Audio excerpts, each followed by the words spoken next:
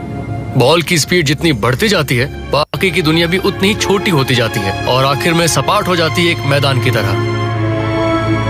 अगर हम ग्रेविटॉन होते तो यही मानते कि हम तो हमेशा स्थिर ही रहते हैं और पूरा ब्रह्मांड हमारे सामने एक फ्लैट शीट जैसा है। हम अपनी असली जिंदगी में भी कुछ पार्टिकल को लीनियर पाथ पर घूमते हुए देखते हैं, मगर एक पार्टिकल के नजरिए से तो घूमने जैसी कोई बात ही नहीं होती। 1960 के दशक के आखिरी दिनों में मैथमेटिशियन रॉजर पेनरोज ने दुनिया को देखने का एक नया तरीका दिया। उन्होंने कहा कि लाइट की स्पीड से चलने वाले फोटॉन और थियोरेटिकल ग्रेविटॉन जैसे एक ऑल्टरनेट रियलिटी को महसूस करते हैं, जिसे उन्होंने कहा जिसमें पॉइंट लाइन बन जाते हैं और लाइनें बन जाती हैं पॉइंट। उस ट्विस्टर स्पेस में ग्रेविटन जिस रास्ते पर चलता है वो पॉइंट बन जाता है और ये स्पेस और टाइम के लिए बिल्कुल नए कोऑर्डिनेटर है। 50 साल पहले हिडन रियलिटी की बात बड़ी बेईमानी सी लगती थी, मगर हाल ही में फिजिक्स की एक नई सोच में कहा गया है कि पेनरोज का अंदाजा बिल्कुल सही था।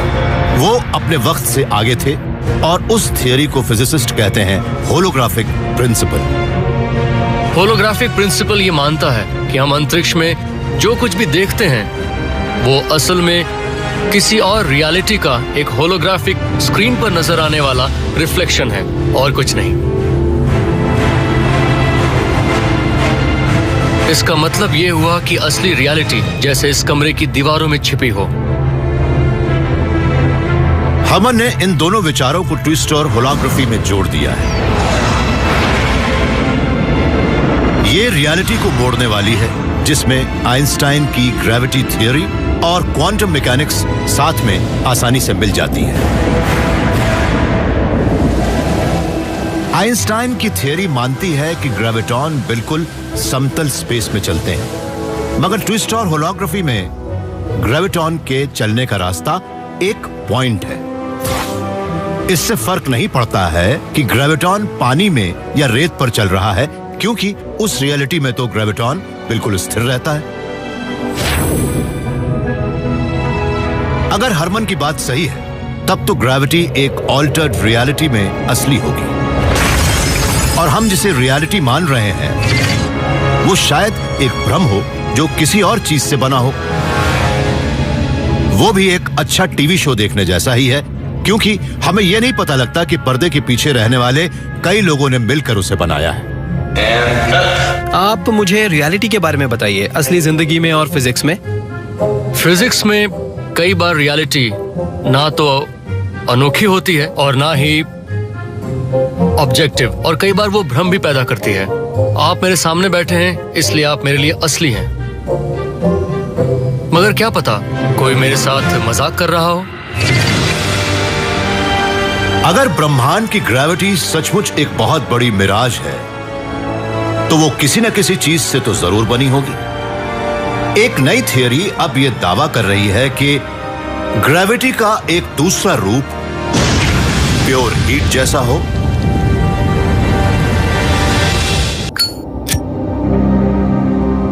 प्राचीन यूनानी मानते थे कि आग ब्रह्मांड का एक मूल तत्व है, मगर थर्मोडायनामिक्स, जिसमें इसका अध्ययन किया जाता है कि कैसे माइक्रोस्कोपिक ऑब्जेक्ट से माइक्रोस्कोपिक इफेक्ट बनते हैं, उसने यूनानियों को गलत साबित कर दिया।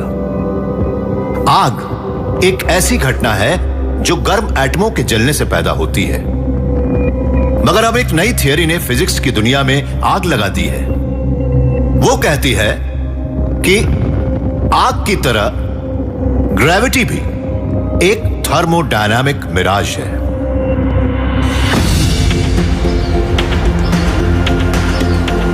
हाल में ही साइंस कम्युनिटी ने एक बिल्कुल नई खोज की है और वो ग्रेविटेशनल फिजिक्स के बारे में बड़ी ही अनोखी राय रखती है। ये कमाल है इस शख्स का।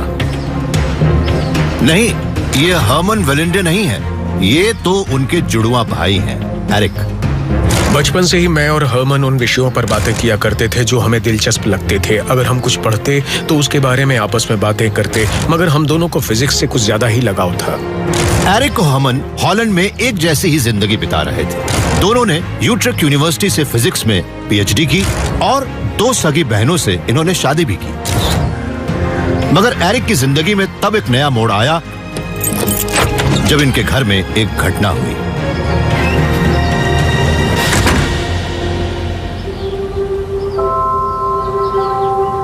मैं छुट्टियों में बाहर गया था और एक दिन जॉगिंग के बाद घर लौटा तो देखता हूं कि कोई मेरे घर में घुस आया था। वो मेरी कार की चाबी, मेरा लैपटॉप, मेरा पासपोर्ट, साथ ही कई और भी चीजें ले गया था। फिजिसिस्ट किसी सिस्टम में होने वाली उथल पुथल को एंट्रोपी कहते हैं। ब्रह्मांड में वो एंट्रोपी लगातार बढ़ती रहती है। मगर फिजिक्स में या आम जिंदगी में चीजें व्यवस्था से अव्यवस्था की ओर जाती हैं। एंट्रोपी को व्यवस्थित बनाने के लिए एनर्जी की जरूरत पड़ती है, वैसे ही जैसे एरिक को अपना घर व्यवस्थित करने के लिए एनर्जी की जरूरत पड़ी थी। इस अचानक होने वाली घटना से निपटते हुए एरिक को जबरदस्त इंस्पिरेशन मिली थी। एंट्रोपी और ग्रेविटी के बीच एक बड़ा गहरा संबंध है। मान लीजिए कि आप एक न्यूट्रॉन स्टार की सतह पर कहीं जा रहे हैं। वहां की जबरदस्त ग्रेविटी आपका वजन पृथ्वी के मुकाबले करीब 14 लाख करोड़ गुना बढ़ा देगी।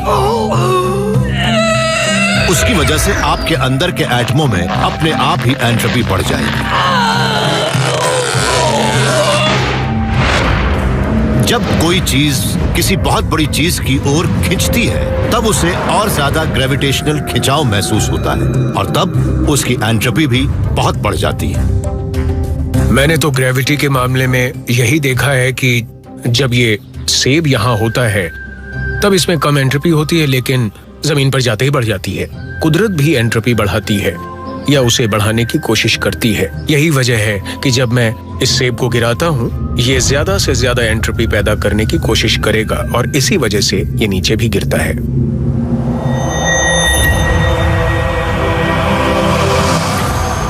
एरिक मानते हैं कि भार वाली हर चीज ग्रेविटी की फोर्स को महसूस करती है, क्योंकि ब्रह्मांड लगातार उस अव्यवस्था को बढ़ाता रहता है या उसके अंदर की एंट्रोपी को भी। उस एंट्रोपी से जो फोर्स बनती है वो उन फिजिसिस्ट्स के लिए नई नहीं है जो थर्मोडायनामिक्स को समझते हैं। सच तो ये है कि एक हॉट एयर बलून में पैदा होने वाली एंट्रोपी ही हमें आसमान की ओर ले जाती है।